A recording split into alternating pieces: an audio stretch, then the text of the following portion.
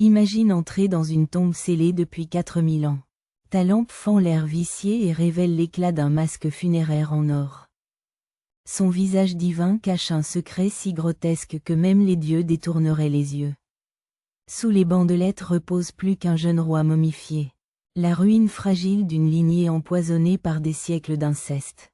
Ce n'était ni un accident ni une peste. C'était l'effondrement lent d'une famille obsédée par la pureté.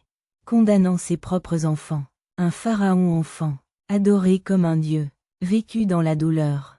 Colonne courbée, mâchoire déréglée, articulation si fragile qu'il marchait avec une canne. Au palais, on chuchotait des malédictions pour éviter la vérité.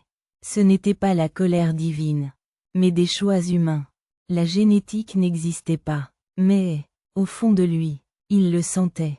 Quelque chose était cassé dans le sang. Ses parents étaient frères et sœurs. Ses grands-parents aussi, goutte après goutte, le même sang recyclé en culte de la divinité. Dès l'enfance, on lui apprit que sa souffrance était sacrée.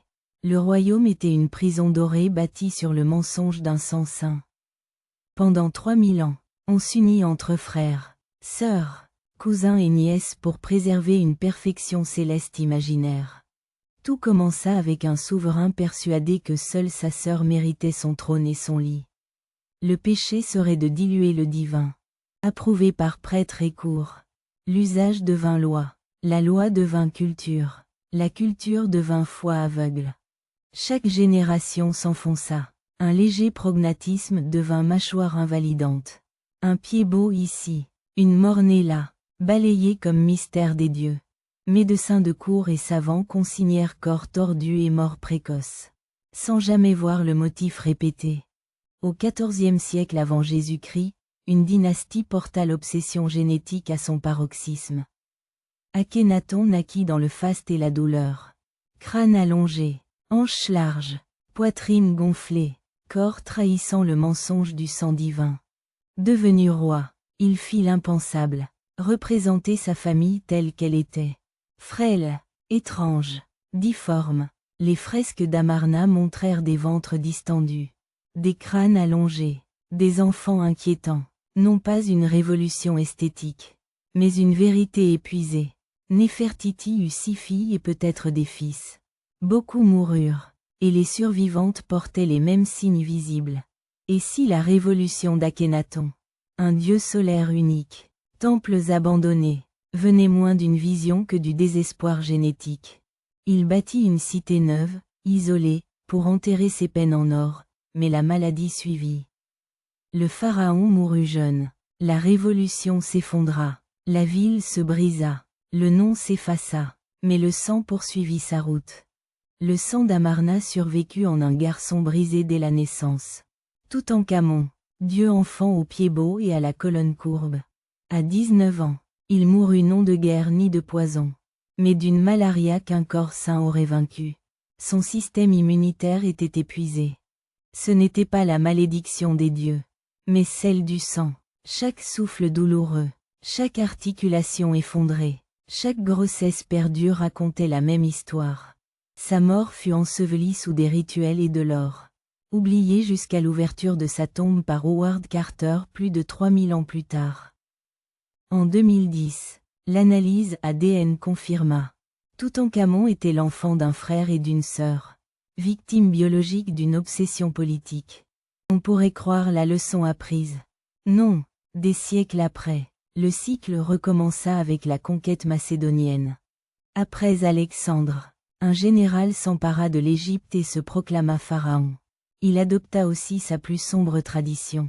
Entouré d'images de pharaons épousant leurs sœurs, les Ptolémées confondirent symboles et mandats divins, reconstituant le cauchemar génétique. Élevés côte à côte, frères et sœurs apprenaient qu'ils régneraient ensemble, et s'uniraient ensemble. Le foyer devint prison, l'arbre généalogique se tordit en boucle, les noms se répétant à l'infini, chaque génération plus fragile que la précédente. Au bout de cette spirale naquit Cléopâtre 69 AV. JC, produit de 2 siècles et demi d'isolement génétique. La célébrité parle de beauté. L'histoire, elle, soupçonne les mêmes stigmates, très accentués. Mâchoires possibles, fragilités invisibles. Ce qui la distingua fut son esprit. 9 langues, philosophie, science, et une habileté politique qui fascina César et Antoine. Sa mission la plus vitale était génétique. Chercher du sang neuf. Ses enfants avec César et Antoine étaient une tentative de sortie. Après sa défaite, Octavien fit disparaître ses enfants, plus forts que ceux de génération. Et avec eux l'ultime chance d'échapper à la spirale. La mort de Cléopâtre 30 av. J.C. acheva non seulement un règne, mais un long laboratoire biologique de destruction dynastique. L'histoire d'Égypte répète le cycle. Puissance, isolement, dégâts, effondrement, puis ouverture, diversité, rémission, avant une nouvelle fermeture. Os déformés, crâne remodelé, vie courte, nourrisson sans nom gravé. L'archéologie témoigne d'un prix payé par des enfants. Imagine te réveiller sur des draps de lin fin. Ta colonne hurle, ta mâchoire ne s'emboîte pas. Ta respiration est courte, adorée, mais brisée. Tu ne peux ni courir ni rire librement. Tes compagnons sont des miroirs fissurés de toi-même. Cousins et frères tout aussi fragiles.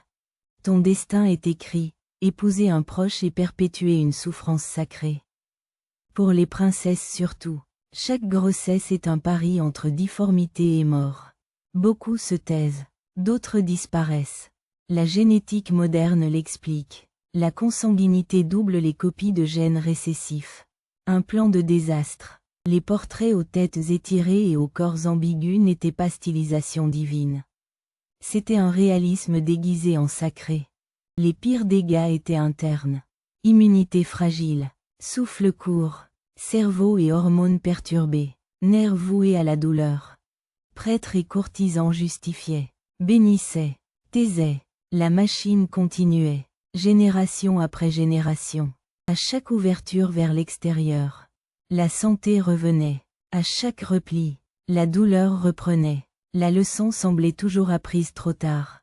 L'époque amarnienne poussa l'honnêteté au grotesque, art comme documentation génétique. Après la chute, alliances nubiennes et proche-orientales améliorèrent la vigueur, un temps. Puis les Grecs revinrent au pire, enfermant la génétique dans une cage familiale.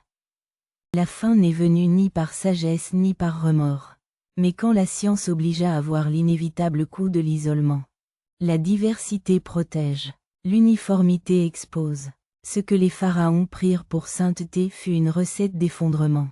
Revenons au masque. Ce n'était pas qu'un hommage. C'était un bouclier pour cacher un enfant sacrifié à l'orgueil des ancêtres. Si Akhénaton parlait, il mettrait en garde contre les dogmes. Si Toutankhamon parlait, il supplierait de choisir la compassion. Si Cléopâtre parlait, elle dirait, brisez la fierté dynastique. Choisissez la vie, pas le lignage. Aucune culture n'échappe aux lois de la biologie. Ils pensaient protéger le sacré. Ils construisaient leur chute. Leurs tombes dorées sont des monuments à la souffrance générationnelle, plus qu'à l'éternité. Paradoxalement, leur douleur a éclairé la science. Chaque os, chaque brin d'ADN nous apprend à éviter l'isolement. Quittons la tombe, nous emportons une responsabilité.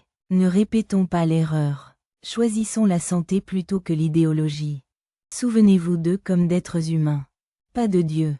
Leur ultime message est clair. La diversité sauve des vies. Dis-moi d'où tu regardes. Like si tu penses que l'histoire nous parle encore. Abonne-toi. Certaines vérités ne doivent plus rester enfouies.